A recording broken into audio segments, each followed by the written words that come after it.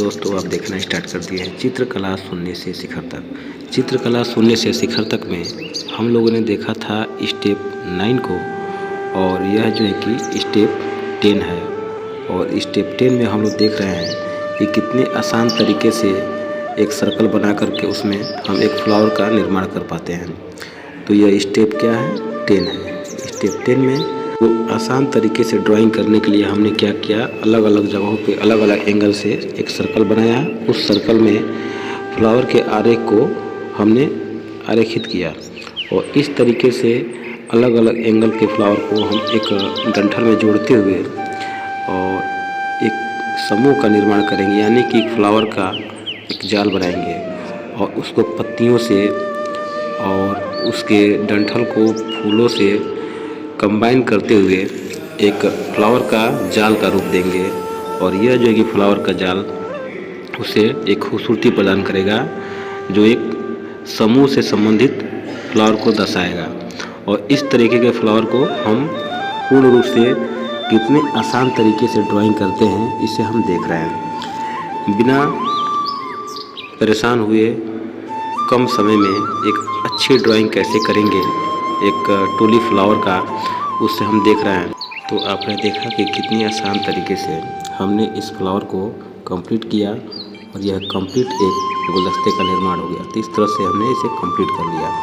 और ये फ्लावर का जो जाल है, एक काल्पनिक फ्लावर है टूलिप का, और इस तरह का फ्लावर बना के हम किसी को गिफ्ट कर सकते हैं। एक गुलदस्ते के रूप में किसी को हम प्रेजेंट कर सकते हैं, उपहार दे सकते हैं। अब कैसे इसे शेडिंग करते हैं, इसके बारीकियों को समझेंगे।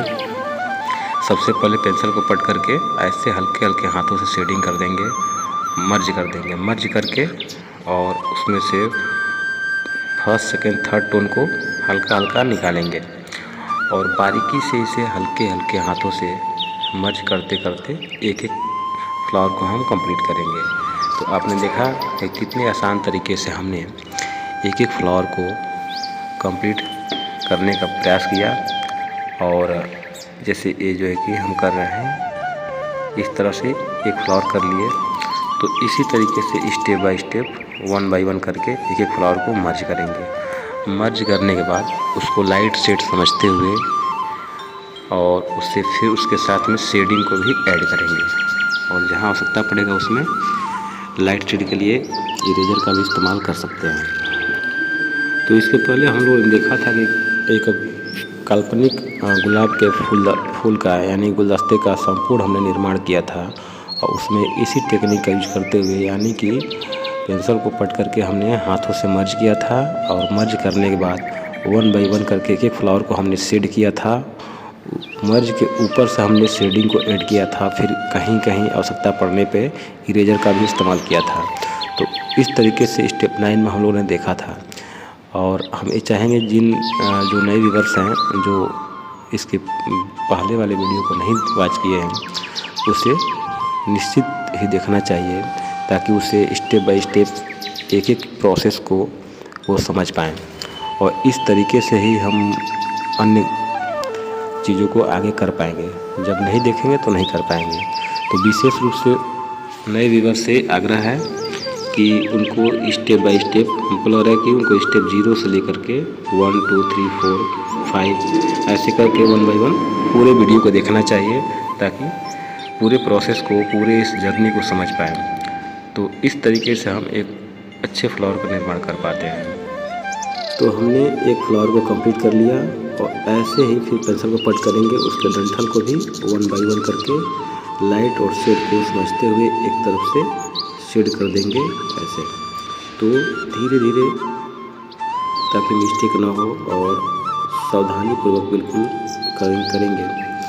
और ये नहीं कि हम फ्लावर बनाने जा रहे हैं तो उसी समय बना करके उसी समय शेड करें। पहले हमको प्रैक्टिस करना होता है। जो भी शेड है या पेंसिल को पट करके गोजना है, उसे अलग पेज पे गोजते हैं, फिर उसको अभ्यास बनाते हैं कि हम कर पा रहे हैं कि नहीं कर पा रहे हैं। उसके बाद ही हम डायरेक्ट फ्लावर पे, मतलब करने के बाद ही करते हैं उसका इस्तेमाल। ये नहीं कि डायरेक्ट फ्लावर पे ही यूज कर देंगे, फिर फ्लावर क्या होगा, गंदा हो जाएगा, वो अच्छे से हो नहीं पाएगा, फिर हमारा मोरल क्या होगा, डाउन हो जाएगा, फिर दोबारा हम ड्राइंग बनाने का प्रयास नहीं करेंगे।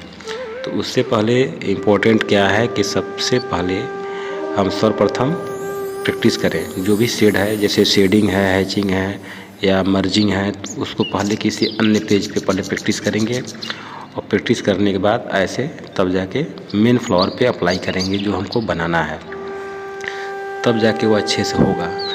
और जहाँ तक रही बात हमारी, तो हमने इतनी प्रैक्टिस किए हैं ताकि हम आसानी से हम कर पाते हैं।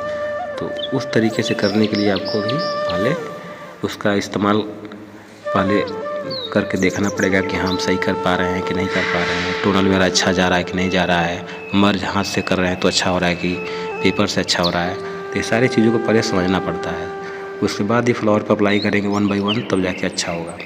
तो इस तरीके से हमको करना चाहिए।